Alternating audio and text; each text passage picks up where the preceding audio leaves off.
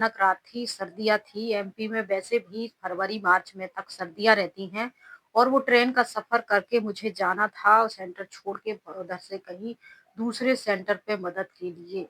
तो सेंटर छोड़ने से पहले मैं इधर-उधर कई सेंटरों पे भटकी मदद के लिए क्योंकि जब आप वहाँ रहते हैं, आपकी स्थिति ऐसी हो जाती है, मेरी भी हो गई थी कि सब कुछ जानते-सुनते हुए भी हम गलत नहीं कहते क्योंकि हमको बताया जाता था कि देखो यहाँ कोई कुछ भी करे आपको बाबा को देखना है। अ, आपको दीदी को नहीं देखना, दादी को नहीं देखना, आपको भाई को, बहन को, दादा को किसी को नहीं देखना, सीनियर जूनियर को किसी को नहीं देखना। वो कुछ भी कर रहे हैं, कुछ भी उनके बारे में नहीं बोलना है, इससे विकर्म बनता है। मुझे ऐसा बताया गया था और सभी को बताया जाता है। हम बहुत सारी बहनें होती हैं जो सब कुछ देखती, सुनती हैं गलत होते हुए भी हम कभी भी उसको गलत नहीं कहते। जब ऐसी स्थिति में जबकि हम वो वहाँ की ड्रेस, वहाँ का बैज, वहाँ के परिधान को धारण किए होते हैं, वैसा गेटअप बनाए होते हैं, हमें बहुत सारी चीज़ों के बारे में मालूम होता है। हमसे कोई बाहर का आके पूछेगा, कोई बयान लेगा किसी चीज़ के बारे में, तो हम कभी भी वो बताएँगे नहीं कि यहाँ हो क्या रहा है। और कोई भी नहीं बताएगा, मैं भी नहीं और इसको छोड़ने के बाद भी छोड़ना आसान नहीं है। एक लड़की के लिए जब वो ससुराल को छोड़ने से पहले बहुत सारी चीज़ें सोचती है। माँ-बाप के घर जाएँगे, छोटे भाई-बहन हैं, वो क्या कहेंगे, दुनिया समाज क्या कहेगी, मोहल्ला पड़ोस क्या कहेगा। यही सेम कंडीशन होती है लड़कियों की। हम आ तो जाते हैं ये सोचकर कि ये बहनें हैं, यहाँ देवियों जैसी प्रैक्टिस कर रही हैं, भगवान की बच्ची बनकर इनको पड़ा परमात्मा रहा है। तो हम आ तो जाते हैं यहाँ ये सोचकर कि इन बहनों के बीच में हमारी छोटी बहनों का जीवन क्योंकि आज हम देख रहे हैं ना पूरी दुनिया में महिलाओं की स्थिति क्या है, जैसे ही महिलाओं के प्रति क्राइम बढ़ते जा रहे हैं, उसको देखते हुए आज जो कुछ भी घर के अंदर बाहर दुनिया जहाँ में कहीं भी छोटी बच्चियों से लेकर उम्र दराज महिलाओं के साथ जो कुछ भी हो रहा है, ऐसी स्थिति में हर लड़की चाहती है कि उसका जो जीवन है एक सुरक्षित जगह पे व्यतीत हो, एक सम्मानीय जगह पे उसको सम्मान भी मिले, सुरक्षा भी मिले और वो अपनी जो भावनाएँ हैं उसको खुल के व्यक्त करे। तो कुछ ऐसे ही मेरी भी चाहना थी कि मैं किसी ऐसी जगह पे अपना जीवन व्यतीत करूँ जहाँ ईश्वर का प्यार भी मिले और मैं जिन लोगों के बीच में रहूँ वो फरिश्तों जैसे हों, एक बहुत अच्छे हों मतलब जब ज्ञान में नहीं थे तब तो ऐसा नहीं था कि फरिश्ते या देवियाँ लेकिन ऐसा था कि एक ऐसा परिवेश मिले जहाँ जीवन को हम सुरक्षित महसूस करें। और जब दीदियों को मैंने देखा था तो मुझे ऐसा ही लगा कि इन दीदियों के बीच में मेरा जीवन सुरक्षित रहेगा क्योंकि ये दीदियाँ हैं।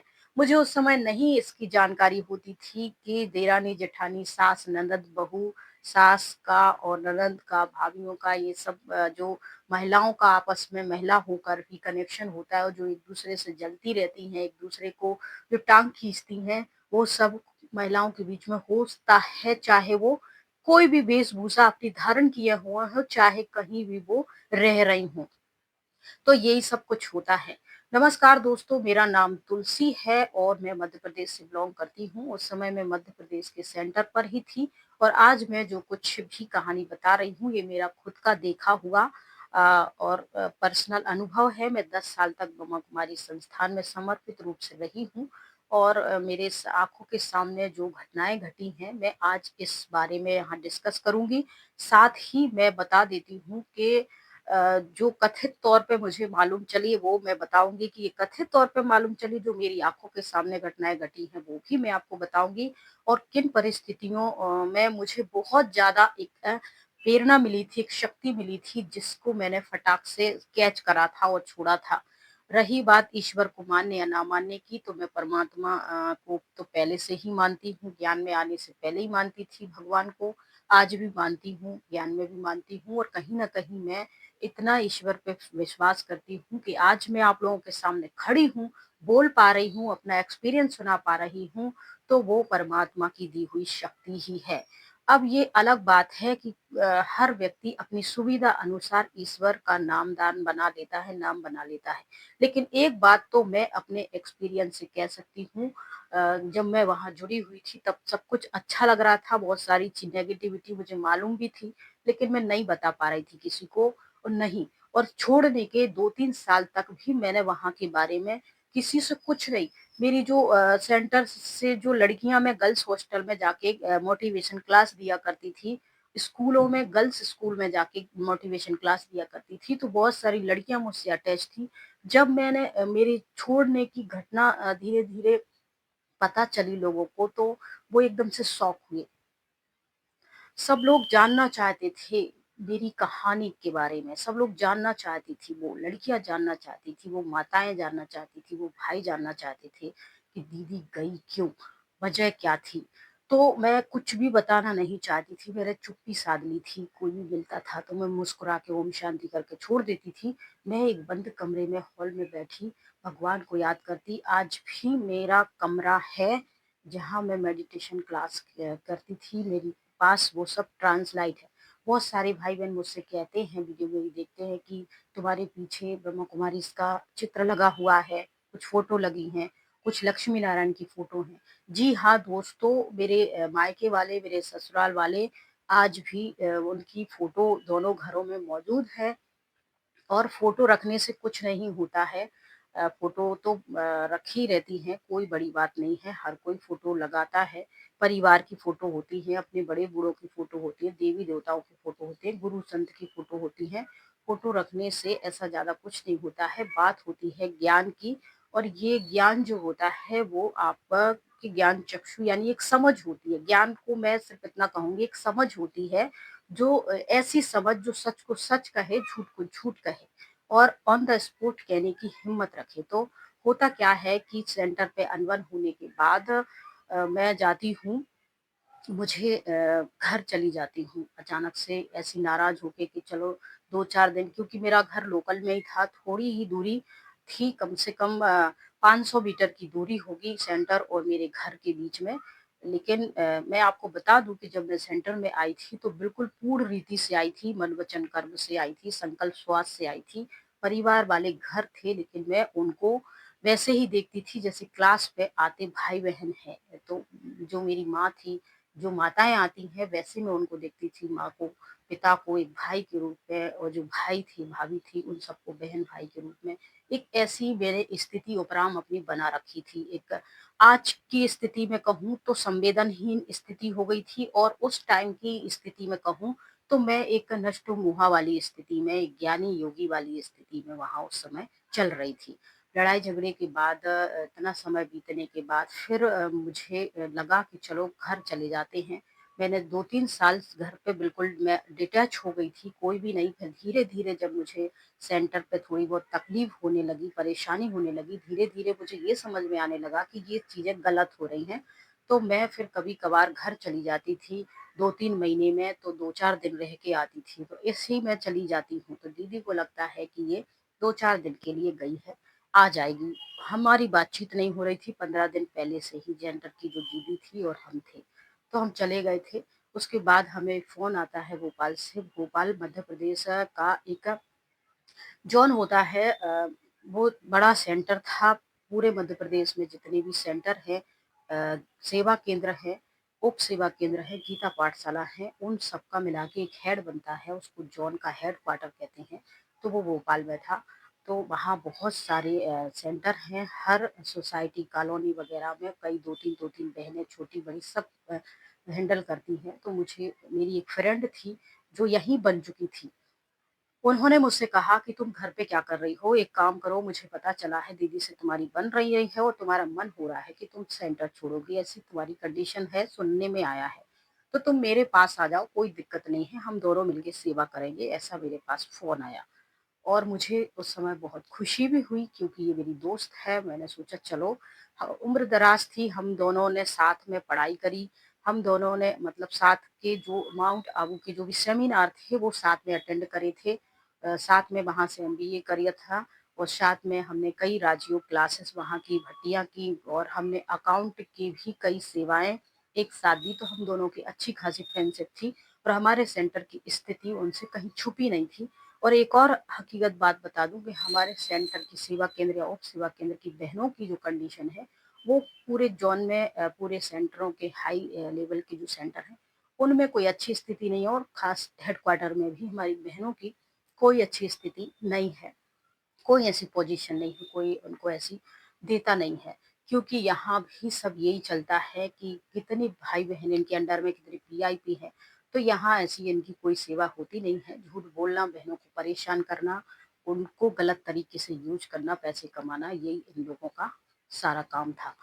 अब बात करते हैं कि फिर भी मैं अटैच थी, कुछ दिन बाद डिस्टर्ब होने के बाद, डिप्रेस होने के बाद भी मैं सोच रही थी कि कहीं न कहीं मैं सेट हो जाऊँगी या फिर किसी गाँव में जाके गीता पाठशाला करके सेट हो जाऊँगी। अब मेरी फ्रेंड का फ़ोन आ गया तो मैंने सोचा चलो ये अच्छा हुआ मिलके सेवा करेंगे और मैं कुछ अब देखिए मैं छोटे से अभी तक मैंने एक गाँव में लिमिटेड जगह में सेवाएँ करी थी। हालाँकि मैं जाती तो थी प्रोग्राम वग़ैरह में, लेकिन कभी ये नहीं था कि मैं भोपाल जॉन यानी एक सिटी में भी जाके सेवा करूँगी और सिटी में जाके सेवा करूँगी, वीआईपी लोगों से मिलूँगी, वहाँ सर्विस होगी, ये फलाना-ढिमकाना बहुत सारी मेरे अंदर क्वेश्चन भी थे, बहुत सारी उमंग-उत्साह भी थी कि अब मैं वहाँ जाऊँगी, वीआईपी सेवाएँ करूँगी। तो मैं वहाँ चली जाती हूँ और कैसे क्या करूँगी सीखूँगी उसके साथ। लेकिन कहते हैं ना कि जब वक़्त बुरा होता है, जब वक़्त बुरा चल रहा होता है आपके जीवन में, आपका जब समय खराब चल रहा होता है तो आपको सब आँखें दिखाना लगते हैं और जब सामने वाले को पता चल जाता है कि आपको सहारे की ज़रूरत है, तो उस समय आपका चाहे दोस्त हो, चाहे आपका कितना कोई करीबी वाला हो, इस्तेमाल करना चाहता है। ऐसा ही कुछ मेरे साथ भी होने वाला था, लेकिन मेरा मन इतना साफ, मैं उनके एक बार बुलाने पे वहाँ चली जाती हूँ। मैं बड़ी खुशी से लेकिन वो वहाँ मौजूद नहीं थी। उनके माता-पिता अज्ञान में चलते हैं और वो सरकारी अफ़सर हैं और वो अच्छी खासी पेमेंट जो उनको मिलती है, उनका खुद का घर है, गीता पाठशाला वग़ैरह है और जॉन इंचार्ज के बड़े सेंटर पे भी अच्छी खासी अमाउंट में सेवाएँ वो देते हैं और माउंट आबू में भी तो उनकी एक स्पेशल वीके की कैटेगरी में उनका नंबर है, जो मेरी फ्रेंड है उसके माता-पिता का। तो स्पेशल वीके फ्रेंड लिस्ट में उनका नंबर है, तो ये भी जो मेरी फ्रेंड है वो भी स्पेशल वीके लिस्ट में आती हैं। तो ऐसा उनका था, तो हमने सोचा चलो इनके साथ सेवाएँ करेंगे तो थोड़ा-सा हमारा भी वहाँ से दिमाग हट जाएगा और यहाँ भी हम थोड़ा कुछ सीखेंगे। तो ऐसे चले गए, वो हमसे मिली नहीं, पहले ही दूसरे दिन ही उनका थोड़ा-सा ऐसे ही रवैया रहा, ठीक है आ गई सामान बाहर रख दो, खाना-वाना खा लो। जैसे हम इस सेंटर में थे और वो उस सेंटर में जैसे हम लोग मिलते थे, वैसे वो नहीं मिली। उस समय तो हमें उनका व्यवहार हमने इतना कैच नहीं करा, हमें लगा कि सेवाएँ-वेवाएँ करती थकी होंगी, कोई काम होगा, कोई दिक्कत नहीं। फिर इन्होंने हमें अपने साथ नहीं रखा, एक दूसरी जगह पे रखा जहाँ कुछ प्रोफ़ेशनल क्षेत्र था, वहाँ एक नया कम बड़ा-सा घर लिया, वहाँ एक हॉल था, एक गेस्ट रूम था, एक बेडरूम था, किचन और बाकी सारी फैसिलिटी थी और उसका किराया था ₹20,000। अब सिटीज़ के अपने रहते हैं और 20,000 वाले में रहा, उसने खोला नया और मुझे रख दिया वहाँ और एक माता को रख दिया और माताएँ ऐसी रखी थी कि आप यहाँ रहिए। फिर मैंने कहा बहन जी से मिलते हैं, तो उन्होंने कहा हाँ मिलेंगे, वरना मुझे तो वहाँ दीदी से मिलना था, अपने मन की बातें बतानी थी लेकिन वहाँ अब जब हम वहाँ बड़े सेंटर पे गए तो हमने वहाँ देखा कि देखिए यहाँ तो लड़का-लड़की जो कुछ रहते हैं, कुछ लड़के हैं जो कुछ बैग सा टाँगे हुए होते हैं, माना कॉलेज के होते हैं या कहीं गर्ल्स हॉस्टल के, बॉय हॉस्टल के जो स्टूडेंट टाइप के होते हैं, वैसा कुछ लड़के-लड़कियाँ वहाँ रह रहे थे। तो मैंने सोचा ये कैसे सेंटर है और ये कैसे लड़के-लड़कियाँ हैं। 2-4 दिन, 8 दिन के बाद मुझे पता चला कि ये तो जो हॉस्टल में लड़के-लड़कियाँ रहती हैं, वो यहाँ कमरा लेके रहते हैं, ये किराया देते हैं यहाँ पे। और उन लड़के-लड़कियों के भी जो यहाँ की सरेंडर बहनें हैं, वो भी कर्ती सलवार पहनती हैं। वो भी अच्छे थोड़े स्टैंडर्ड के चिकन-विकन वर्क वाले, कलर वाले व्हाइट होता था, लेकिन कपड़े की क्वालिटी में भी फ़र्क होता है।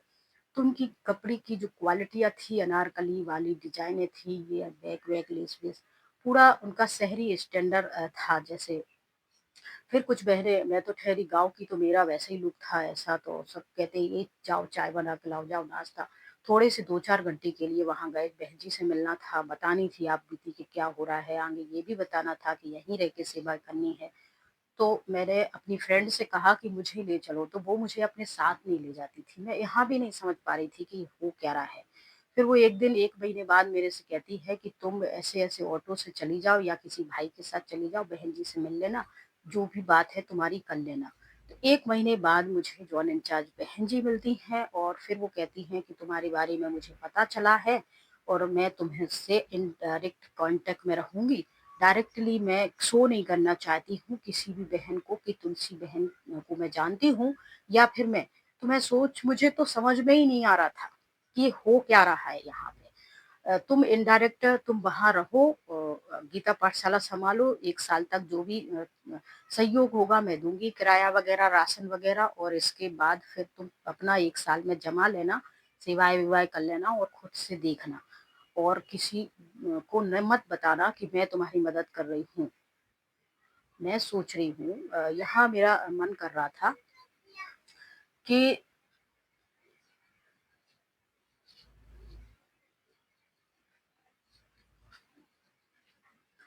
मुझे कुछ भी समझ में नहीं आ रहा था कि जॉन इंचार्ज बहन मेरे से कह रही है कि मैं इनडायरेक्टली तुम्हारे टच में रहूंगी लेकिन शो नहीं करूंगी कि मैं तुम्हें जानती हूँ या तुम्हारे टच में हूँ या तुम्हारी मदद कर रही हूँ।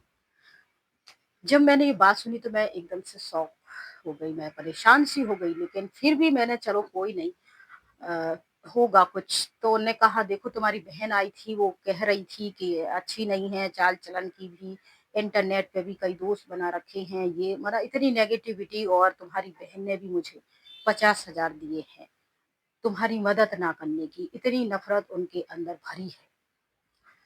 तो मैंने तो अगर देखो फिर वो मेरे से कहती हैं कि तुम्हारी जो सेंटर इंचार्ज बहन है वो तो पुरानी है और मैं उससे बिगाड़ नहीं सकती, तुम तो नई हो, अभी नया नया तुम्हारा है तो इसीलिए देखो मैं मदद तो तुम्हारी कर ही रही हूँ।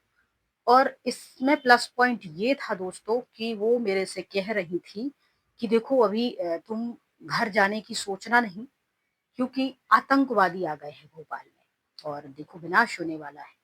इंसान को मौत का डर दिखा के, विनाश का डर दिखा के आप कुछ भी करवा सकते हो। जब डॉक्टर उनसे कह देता है कि तुम्हारा जो कैंसर है वो लास्ट स्टेज पे पहुंच गया है और तुम 6 महीने के मेहमान हो, इन 6 महीने में तुम खुश रहो, लोगों के साथ खुशियां बांटो, ये है तो वास्तव में जो वो 6 साल से या 60 साल से जो जिंदगी उसने नहीं जी थी वो जिंदगी वो 6 महीने में जी लेता है। वो खुश रहता है, पॉजिटिव रहता है और वो जिस जो भी उसका तन मन रहता है, वो धन रहता है, वो सब कुछ लगाता है। तो यहाँ भी मेरे से दीदी ने कहा कि देखो भोपाल में चारों तरफ आतंकवादी आ गए हैं, फैल गए हैं, वो कभी भी हमला कर सकते हैं, कहीं भी लड़ाई में लग सकती हैं, विश्व युद्ध छिड़ सकता है और समय बहुत कम है और तुम दीदी इसमें लड़ती रहो। तुम एक काम करो, किसी से कोई संपर्क मत करो, किसी से बातचीत मत करो, दीदी को मत बताना कि मैं हूँ, किसी भी भाई बहन को मत बताना कि तुम कहाँ सेवाएं कर रही हो। तुम चुपचाप वहाँ गीता पाठशाला पर रहो, सेवाएं करती रहो, मदद मैं करूंगी, आगे तुम अपना संभालना 1 साल के बाद। मधु भी नहीं आ रही थी जो मेरी फ्रेंड थी। मैंने फिर मुझे लगा कि वो मुझे इस्तेमाल कर रही हैं कि अगर चल गया इनका इंचार्ज बन के वो बैठी हैं, मदद यहाँ से हो रही, इसके बाद इंचार्ज ये है, वो ही इंचार्ज ये थी। इस बात से नहीं है लेकिन दुख इस बात का था कि जिस भरोसे पे मैं तुम्हारे पास आई थी तुमने भी मुझे इस्तेमाल करा। चलो ये बात ठीक है, मुझे वहाँ 1 साल रहना और मैं 1 साल रही भी। इसके बाद क्या होता है बीच-बीच में बड़े सेंटर पे प्रोग्राम होते थे, तो मैं आती थी। मैंने कहा ये लड़ फिर मुझे पता चला ये लड़का-लड़कियाँ जो हैं जैसे बाहर लड़के-लड़कियाँ क्योंकि कई बार पंपलेट देने के लिए हम गर्ल्स हॉस्टल भी जाते थे, बॉय हॉस्टल भी जाते थे और भी वीआईपी क्षेत्र जाते थे, सभी जगह हम जाते थे। तो मुझे ये जानकारी तो हो गई थी कि ये लड़के-लड़कियाँ यहाँ किराए से रह रहे हैं। अब लड़के-लड़कियाँ ये तो दुनिया में हैं, बाहर घूमते हैं, क्लब जाते हैं, घूमते-फिरते ऐश करते, दोस्ती फ्रेंडशिप इनकी सब कुछ है। फिर ये जो है घूम फिर कर आते यहाँ तो यहाँ की जो बहनें हैं, समर्पित बहनें, वो भी आराम से अनारकली पहने रहती हैं, उनके साथ हैप्पी बर्थडे मना रहे हैं देर रात तक, ये सब चल रहा है। अब पता ही नहीं चल रहा है कि कौन सरेंडर है, कौन बाहर का यहाँ आके रह रहा है। तो ये सब माहौल था, तो मैंने सोचा चलो शहरी माहौल है, थोड़ा बहुत तो यहाँ एन्जॉय वगैरह होता है, कोई दिक्कत नहीं है। तो मैं कभी-कभी वहाँ जब बड़े सेंटर पर रुक जाती थी, तो मैंने ये देखा खुद से। खुद से मुझे पता था कि यहाँ ऊपर वाले रूम में एक साइड लड़कियाँ रहती हैं किराए से, एक साइड लड़के रहते हैं और इसका जो किराया है, वो हमारी बहन जी जो वहाँ की इंचार्ज हैं, वो खुद वहाँ की इंचार्ज नहीं थी, वहाँ एक बहन थी, रानी बहन करके। वो रानी वहाँ की इंचार्ज थी और बहुत से भाई-बहन उनको जानते होंगे, वो अपने फ़ेमस थी, बालों से ट्रक खींचती थी। लुक बड़ा अच्छा सूख हसीनाओं जैसा उनका लुक आकर्षण था, बहुत खूबसूरत थी देखने में और वो सब मसाज-वसाज, पार्लर ये सब कुछ आराम से करती थी और बड़ी टिप-टॉप वो रहती थी। कपड़े अनारकली, वरकारकली ये सब स्टैंडर्ड से रहती थी, वीआईपी लोग भी नेता-फेता सब आते-जाते थे ज्ञान के लिए। तो वो बहनें मेरे से कहने लगी कि तुम ये क्या लुक बना के रखती हो? यहाँ वीआईपी लोग आते हैं, तो वीआईपियों की सर्विस के लिए तुम अपने लुक को बदलो। तो मैंने सोचा कि यार ये क्या बात हुई? हमारे लुक को हमें देखने के लिए हम कोई शोपीस थोड़ी ना है हमें देखने के लिए, हमें तो भगवान का तो उन्होंने कहा ऐसे नहीं होता है, भगवान का ज्ञान देने के लिए भी चेहरे पे चमक होना। अब हमने कहा हम तो आए साधारणगंज से साधारण खाना खाते हैं, हमारा तो कलर भी फेयर नहीं है और फेस भी इतना सुंदर नहीं है, तो कहाँ से चमक आएगी? ज्ञान योग से थोड़ी ना चमक आएगी, पार्लर जाके मसाज करवाएँगे, थोड़ी लीपा-पोती करेंगे, थोड़ी आईब्रो वाईब्रो बनवाएँगे, फेस को थोड़ा चमकाएँगे मेकअप से, तभी तो चमक आएगी ना। तो ये सब था। फिर मुझे लगा यार ये सब गड़बड़ गड़बड़ मामला है। फिर एक भाई आया खुरई सेंटर से कुछ दिन के लिए, तो वहीं मुलाकात हुई। 1 साल में मैंने वहाँ जो-जो देखा। खुरई सेंटर का एक भाई था, एजेड सा था, गोविंद भाई उनका नाम था। 1 महीने पहले ही आया था और फिर उनने कुछ गलत कर दिया। पता चला कि बाहर सेंटर के वो लटके मिले हैं, सुबह 7 बजे और कहा कि तुम जानती थी? मैंने कहा हाँ, तो मुझे ये बड़ा अजीब-सा लगा। फिर उन्होंने कहा कि उनके पास एक लेटर उनकी जेब में मिला है जिसमें लिखा था कि तुम्हारी बहन का नाम लिखा है, किरण बहन का, जो जिस सेंटर से मैं आई थी, उसी सेंटर से वो भाई भी आया, उसी सेंटर से कई और बहनें सविता, सरिता, वनिता करके चली गई थी, डिस्टर्ब होकर परेशान। वो भाई, उस भाई ने उस लेटर में लिखा था कि किरण बहन ने मेरे कुछ पैसे ले लिए हैं और मेरे वो पैसे ही बुढ़ापे के जीने का सहारा था, मेरे पास कुछ भी नहीं बचा है, मुझे बहुत टेंशन हुई है, उस वजह से मैं ये कदम उठा रहा हूँ, ये कुछ भी ऐसा उनने कहा ऐसे-ऐसे तुम्हारी बहन का नाम लिखा है, अब उन पे इंक्वायरी होगी और यहाँ से वो रफू-चक्कर हो जाती। एक ये हो गया था, दूसरा वो मैं ये सारा माहौल देख रही थी कि सब यहाँ देर रात तक हैप्पी बर्थडे पार्टी मना रहे हैं सेंटर के अंदर। एक अंदर सम्मेलन होता था, 10-11 बजे तक प्रोग्राम चलते थे, सब लोग आते थे, खाना-वाना खाते थे, ज्ञान योग सीखते थे, कुछ नाच-गाना होता था, फिर वो चले जाते थे। उसके बाद फिर ये जो गर्ल्स हॉस्टल के लड़का-लड़कियाँ होते थे और उन्हीं के उम्र दराज जो टीनेजर वाले जो होते थे बीके सरेंडर जो मेरी उम्र के होते थे, वो सब मिलके कभी किसी का बर्थडे सेलिब्रेट कर रहा है, कभी किसी लड़की का, कभी किसी लड़की का, ये सब। अब ये इनकी गर्ल्स हॉस्टल अभी तो नहीं होगी शायद, लेकिन उस समय थी मेरी आँखों के सामने। फिर क्या होता है, एक कली नाम की लड़की छतरपुर से निकलती है, वो भी भोपाल में रहती है और फिर वो कई साल तक वहाँ रहती है, भोपाल, ग्वालियर, सिंगरौली ऐसे कहीं भी वो सेंटर पे 1-1 2-2 साल रही। उसके बाद वो छोड़ के चली जाती है 2 साल बाद। देखिए यहाँ डायरेक्टली हम ऑब्जेक्शन चिल्लाना, ये करना या रिपोर्ट करना या कुछ करना, किसके साथ क्या हुआ, ये सब हम नहीं कर पाते हैं, क्योंकि हमको इतना डरा दिया जाता है, कह दिया जाता है, यहाँ के बारे में कुछ भी करोगी तो ये डिससर्विस है, ये पाप की भागीदार हो, तुम्हें सिर्फ भगवान को देखना है, खुद को देखना है, अपनी 21 जन्मों की प्रारब्ध बनानी है और कुछ नहीं देखना है। चाहे कोई कुछ कर रहा है, कुछ बोलना नहीं है, नहीं तो तुम्हारा विकर्म बनेगा। साथ में ये भी हमसे कहा जाता है कि अगर तुमने कुछ कहा तो उसका जो पाप है ना, वो तुम्हारे द्वारा कट जाएगा, यानी वो पाप तुम्हारे ऊपर आ जाएगा और वो फ्री हो जाएगा। तो ये रहता था, तो हमें ऐसा लगता था कि हमें किसी के बारे में कुछ नहीं बोलना है। तो कली का केस चल रहा था, तो फिर वो हॉस्टल-वोस्टल जो थी फिर बंद कर दिया, उनको लड़का-लड़कियों को हटा दिया था, बहुत बवाल हो गया था। हटा दिया गर्ल्स हॉस्टल, बॉयज़ हॉस्टल ये सब हटा दिया, वो हुआ।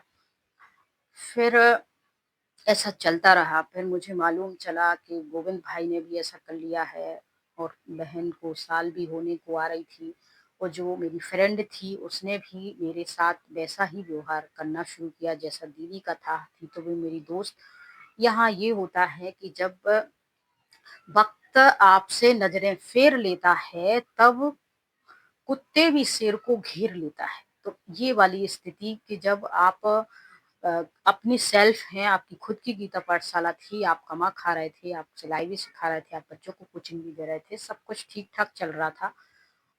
तो पहले दीदी ने सेंटर पे रखा मुझे इस्तेमाल करने के लिए और फिर जब मैंने क्वेश्चन शुरू किया कि सब डोनेशन से होता है और हर एक व्यक्ति अपनी मर्जी से देगा, वैसे ही चलेगा। तो दीदी ने कहा कि बिना कहे कोई देता नहीं और जब तक हम उनको अलग-अलग तरीकों से समझाएँगे नहीं, माँगेंगे नहीं, कन्विंस नहीं करेंगे तो वो देंगे नहीं और तुम्हारे इस छोटे से डोनेशन बॉक्स से कुछ नहीं होगा।